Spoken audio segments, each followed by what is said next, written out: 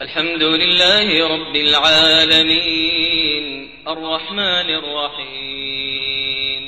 مالك يوم الدين إياك نعبد وإياك نستعين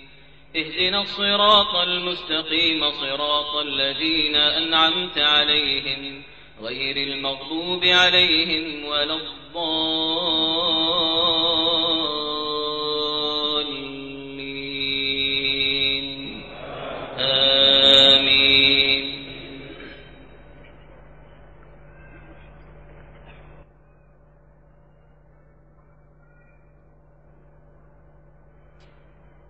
ولقد خلقنا الإنسان ونعلم ما توسوس به نفسه ونحن أقرب إليه من حبل الوريد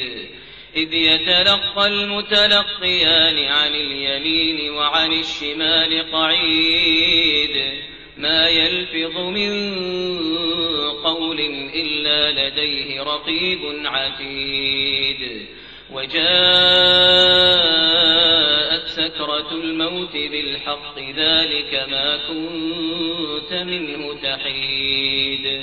ونفخ في الصور ذلك يوم الوعيد وجاءت كل نفس معها سائق وشهيد لقد كنت في غفلة من هذا فكشفنا عنك غطاءك فبصرك اليوم حديد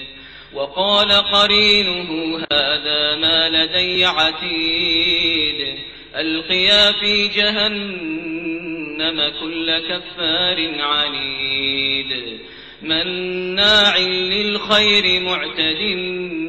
مريب الذي جعل مع الله إلها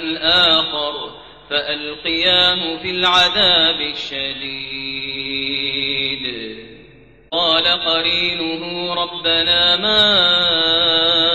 أطغيته ولكن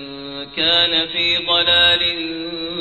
بعيد قال لا تختصموا لدي وقد قدمت إليكم بالوعيد ما يبدل القول لدي وما أنا بظلام للعبيد يوم نقول لجهنم هل امتلأت وتقول هل من مزيد وأزلفت الجنة للمتقين غير بعيد هذا ما توعدون لكل أواب حفيظ من خشي الرحمن بالغيب وجاء بقلب منيب ادخلوها بسلام